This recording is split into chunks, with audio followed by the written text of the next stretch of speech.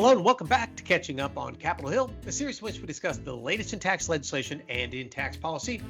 I'm your host, John Gimigliano. Good to be back with you as we take a look at the dueling budgets between the Republican House and the Republican Senate, and to also look at what those budgets might tell us about a tax bill that could happen this year. We were last with you in February talking about the Senate's novel approach to the tax bill using what they call current policy baseline. If you haven't listened to that episode yet, you should. And we're going to come back to this notion of current policy baseline later today.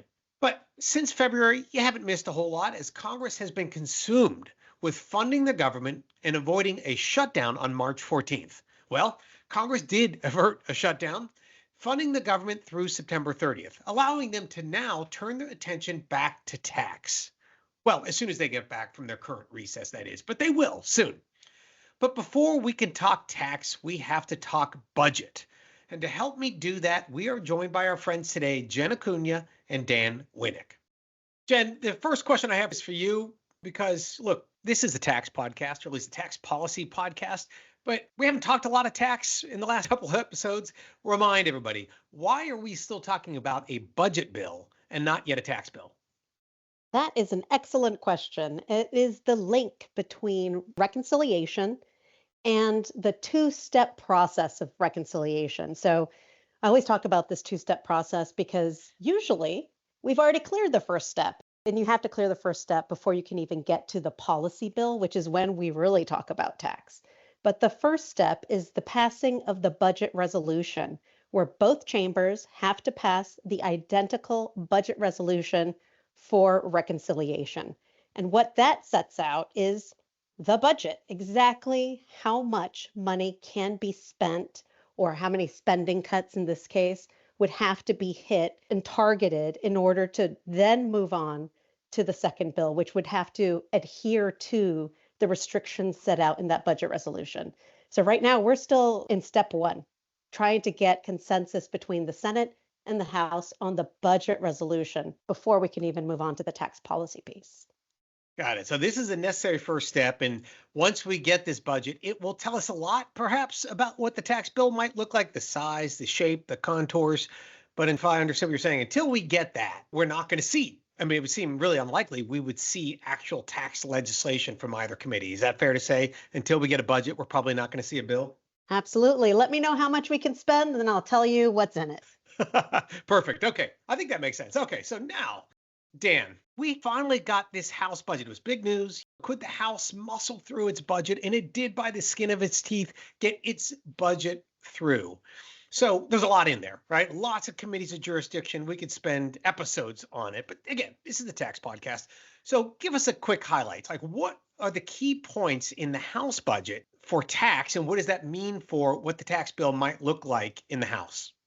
The House budget resolution contemplates really a sprawling bill, one large bill that would encompass all of the priorities that the administration and Congress intend to pursue through reconciliation. And it passed very narrowly in the House, losing one Republican vote and getting no Democratic votes. So passed by 217 to 215.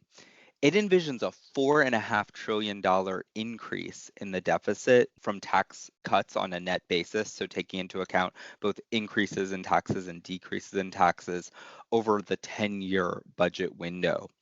However, it also imagines trillions of dollars in spending cuts, at least $1.5 trillion minimum in spending cuts, but $2 trillion more, so $3.5 trillion in spending cuts. Now, this budget resolution was unique in that it imagines that if the spending cuts are not satisfied, then you can reduce the Ways and Means net tax cut authorization from $4.5 trillion down to $2.5 trillion.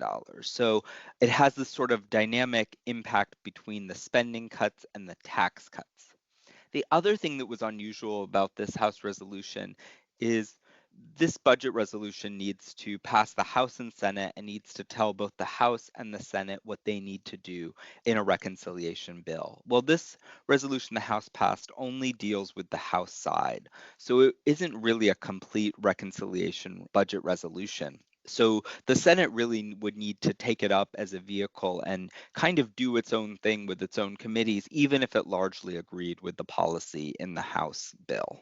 Wow, that's a lot. Okay, so I have questions for you, Dan. Number one, the amount of spending cuts we're talking about here, help us understand, or those at home who maybe all these numbers just seem imaginary because they're so enormous.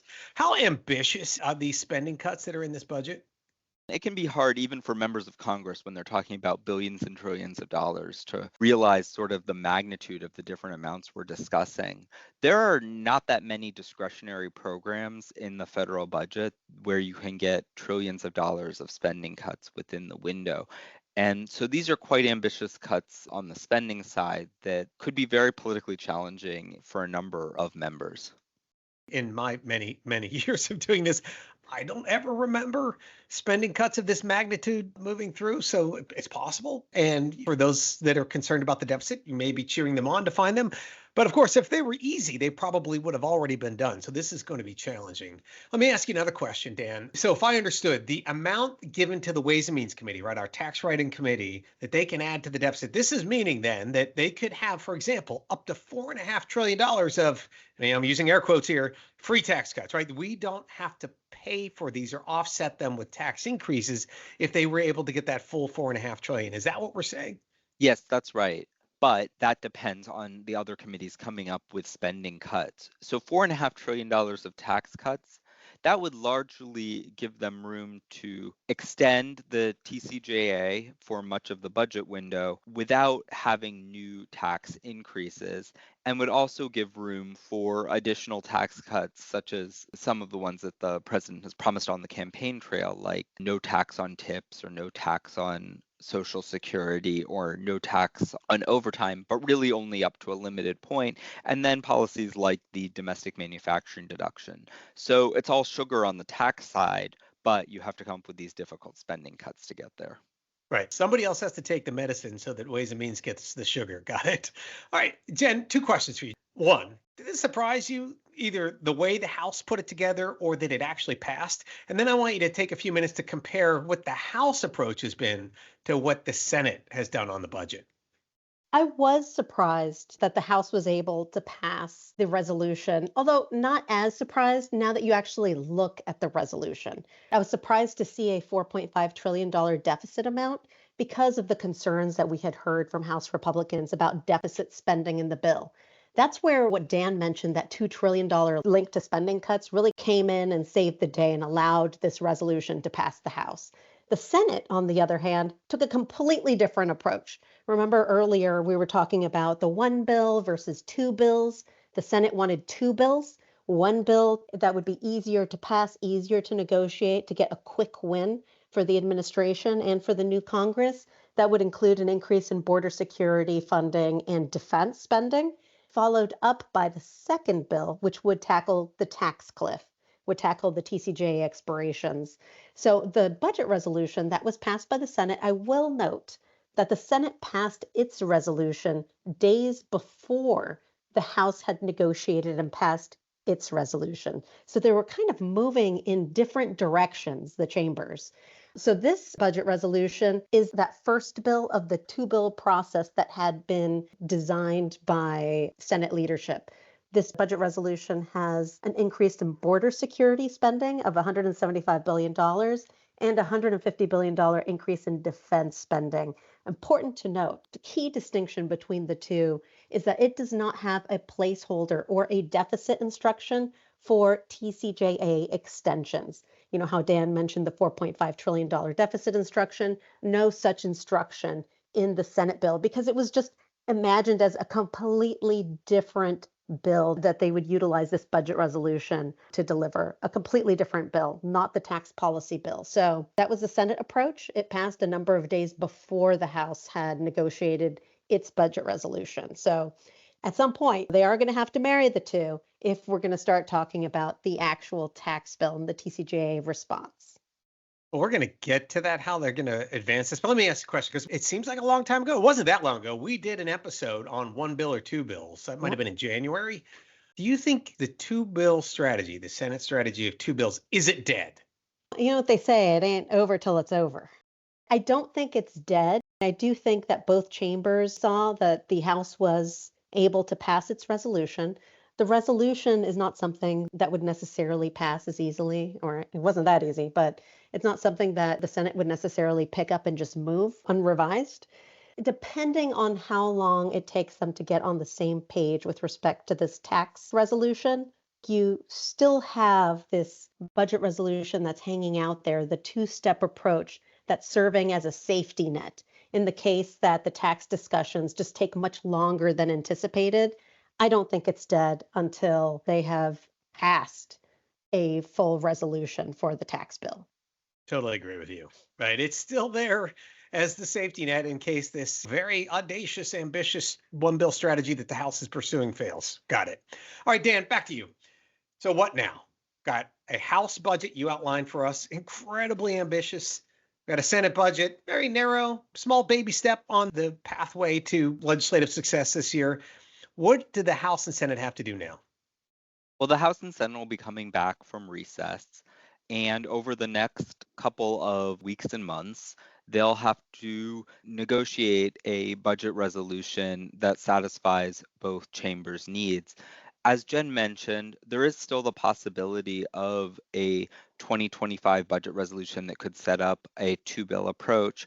But as we get closer to the end of the fiscal year on September 30th, it becomes harder and harder to do a budget resolution for this fiscal year. If they decide to do a one bill approach and do it for the next fiscal year, that really gives them a little bit more time to negotiate both the budget resolution and ultimately the bill. Now, we normally think of the budget resolution as the easier part of this process. It's really when you're negotiating the bill and you have to confront either tax increases or spending cuts more directly that we have seen in recent years these bills run into problems at the member level. And so once they get past the budget resolution, this is really the easy step. And we'll move on to actually seeing how the actual bill gets negotiated. Now, one question is, do they finish off the budget resolutions before they really start to deal with the brass tacks of the text? Or do they take an approach where behind the scenes they try to negotiate in more detail exactly what policy they're passing and target the budget resolution more closely to that policy? This is always sort of a trade-off because just mechanically you have to pass the budget resolution first, but it would be a lot easier if you wrote the text and then made the budget resolution match the text rather than going the other way around. So I think the next couple of weeks are going to be critical to see what signs we see out of both the Senate and the House and how fast they're moving in the process and how fast they have something publicly available, or whether things start to quiet down or you even start to get mixed messages between the different players. Mm-hmm. What comes first, chicken or egg, tax or budget, may be in parallel? Look, we know that both tax writing staffs have been working on drafting, developing legislation, but that doesn't necessarily mean that they are able to tell those working on the budget, here's the number. This is the amount that we're going to need. It is a very iterative process, and the tax people may in the end be given a number and say, sorry, this is all we can agree to on the budget. You've got to make the tax bill fit as much as they'd like for it to go the other way around. All right, let me ask you both then. Let's conclude with a conversation on this point to bring it back to tax, right? We're so anxious to get the tax. Someday, I promise everybody, we will have a tax bill we can talk about, but we're not yet there. So let's just flash forward. The House and the Senate have somehow agreed upon a budget. They've outlined what the budget reconciliation bill is going to look like. Then what? Lay out the process to get to a tax bill after we get to that. Jen, you lived through this in 2017 with the TCJA. Remind us how this is going to go for getting a tax bill.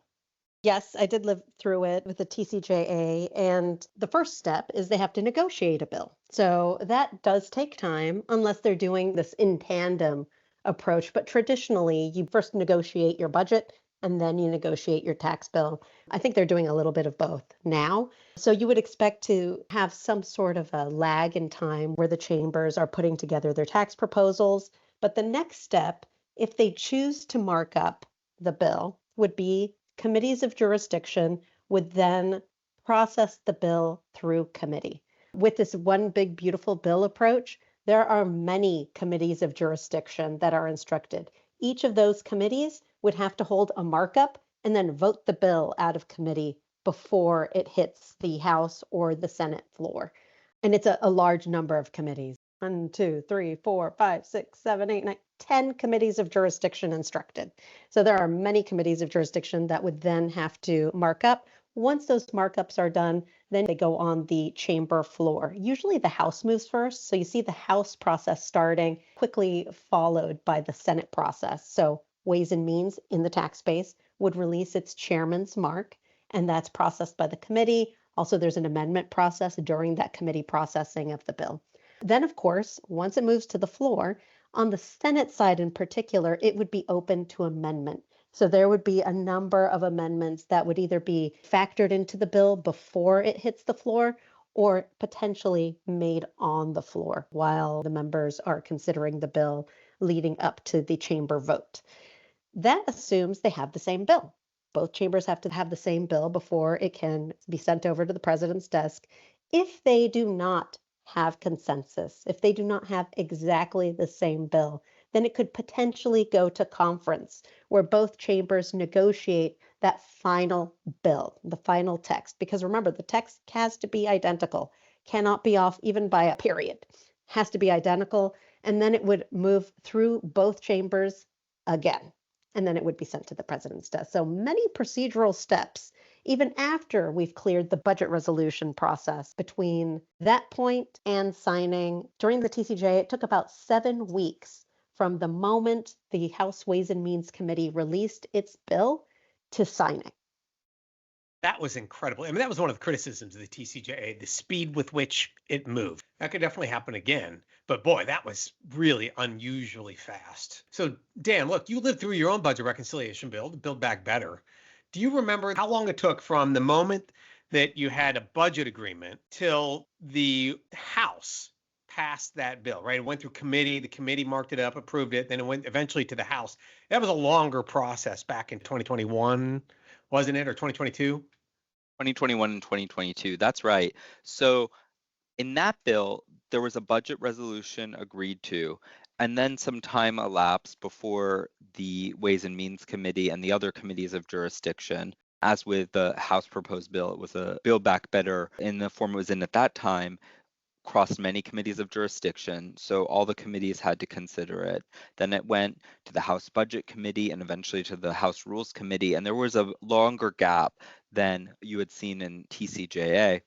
That House Rules Committee meeting is, of course, another opportunity to modify or amend the bill before it passes off the House floor. And in that case was an opportunity for negotiation because, as is the case in the House this year, the committees have much larger Republican majorities than the House floor, so they can lose some votes in committee that on the House floor they can't afford to lose. So there might be, compared to TCJA, greater negotiation between the committee process and the floor than you had seen. And then when it goes over to the Senate, we're used to situations where the Senate's really the limiting factor. And that was the case for Democrats in what eventually became the Inflation Reduction Act. And it was the case for Republicans in the Tax Cuts and Jobs Act. So the Senate bill ultimately is what was the real bill. For the first time in many, I think, decades, the House has a narrower majority in the Senate than the Senate. And so the House always has to go first under the Constitution. So the House passes a bill, then the Senate amends that bill. But whether the House will just accept the Senate amendments this time is not at all clear. And so that conference process or that process for reconciling differences might take a lot longer than what we have seen in past bills and really might require some difficult compromises between the chambers. So when I think of what are the biggest differences from what we've seen before, assuming everything goes relatively smoothly, I think that resolving differences stage where you have a conference or sending bills back and forth is where we might see the most difference from what we've seen in past reconciliation bills that we remember. It's a complicated process. Again, 2017 was pretty unique in the speed with which it moved. Build Back Better was kind of a more normal process in the amount of time it took. But let me ask you both this. So let's conclude with this question. I'll ask you, Jen, then I'll ask you, Dan. There's been talk, I think the Ways and Means Chairman Jason Smith has said they're going to pass this bill by Memorial Day. Jen, not asking you to say that the chairman of the committee is wrong, but do you view that as a highly likely event or less likely? I look at the calendar, and the longer we're talking about this, these are all weeks that where they're not negotiating the resolution and then the tax bill. But I will note the time between the budget resolution passing in TCJA and the announcement of the markup, the introduction of the chairman's mark at Ways and Means, it was about a week, 1 week between that first step clearing and then seeing the legislative text. So it's certainly possible. It's a very aggressive timeline because we don't have many weeks left. I mean, we talked about all of this procedural process that they have to clear. They have to clear step one, then they have to negotiate step two. If they're not already negotiating it in tandem, then they have to move through the many committees of jurisdiction and markups. If they choose to mark up the bill, then you have the amendment process. I think it's a very aggressive timeline. Aspirational, certainly, but it's going to take a lot quicker movement than what we've seen to date. Dan, do you agree with that? I do. The process for moving a bill through, there are a lot of chances for there to be bumps in the road. If they have a budget resolution by Memorial Day, they'd be in pretty impressive shape compared to where they are at the moment. Having a bill passed, negotiated, and on the president's desk by then seems very ambitious to me, but we've been surprised before, and sometimes it feels like a tax bill's not going to move until it does, and then 15 minutes later it's happened. So these things can feel like they're not moving and then move very quickly. When they're motivated, it can be too. But sometimes what motivates Congress are deadlines. So if we think looking forward, like what are real deadlines? You've got August recess. So that would suggest there was a window open in July, maybe to get this done before they go on their August recess. Because when they come back in September, they're going to be negotiating funding the government again, right? We just extended government funding through 9/30. So it seems like they would have to get that done before they go out on August recess. Then I guess the next deadline is September 30 because the budget reconciliation instruction would expire then, but they're going to be hung up on funding. And then if they miss that deadline, then we're back into the next fiscal year. Am I correct? They would then have to pass another budget for FY26 to restart this process all over again. Do I have that right? That is correct. I mean, they have not blown that deadline previously, so it's actually an issue of first impression for the Senate parliamentarian whether or not they could still use that fiscal year 25 budget resolution after the expiration of the fiscal year. So tick tock, the clock is ticking for that budget resolution. If you look at previous precedent, they have not tried to push the envelope with respect to that deadline. Dan, final word. Isn't the ultimate deadline here really December 31st? The ultimate political deadline in this whole process, December 31st? I agree with that. You could imagine retroactively extending some of the TCJA tax cuts, but I think the pressure to deal with the individual tax rate increases will be fairly strong so that December 31st is the real deadline. And so if I were advising a member who had a strong priority in the bill, you might want to hold out until that point to make sure you get it in. And conversely, the sort of unifying point about extending those tax cuts, that's going to come to a head on December 31st. So that's a real deadline that I'm looking to. I agree. But before then, we need to see if the House and the Senate can reconcile their budgets to start this process as we've discussed. And I guess that's the next big thing on the horizon. So, Jen, Dan, I am sure we are going to be back with an episode on that topic. Thank you for your thoughts today. Such an interesting conversation today. And I promise you, we will get to, an actual tax bill and tax proposals in due course. But you see, other drama has to play out before we can get there. As Dan and Jen said, first, the House and Senate are going to have to reach an agreement on a budget. And if it wasn't clear, that's not going to be easy because the House and the Senate have two very different theories on how to deal with the cost of the expiring TCJA provisions. As you heard today, the House plan is to give tax writers up to $4.5 trillion of, free money to spend on those tax cuts without having to raise taxes to offset those costs. Although this does come with the bitter pill of cutting spending by trillions, something that's never easy to do. Whereas, as you heard in the last episode, the Senate wants to use this idea of current policy baseline as a way to assume that these extensions cost nothing. This is what the House and the Senate need to reconcile. Spending cuts that the Senate may simply not be willing to accept, or is it current policy baseline, which the House Republican deficit hawks may gag on? As you can imagine, the House and the Senate appear to be very far apart on this question at the moment. Who wins this battle, if anyone? Well, that's the next chapter in this saga of the tax cliff, and we will be here for all of it. With that, thanks again for tuning in to Catching Up on Capitol Hill. Take care, and I hope to see you soon.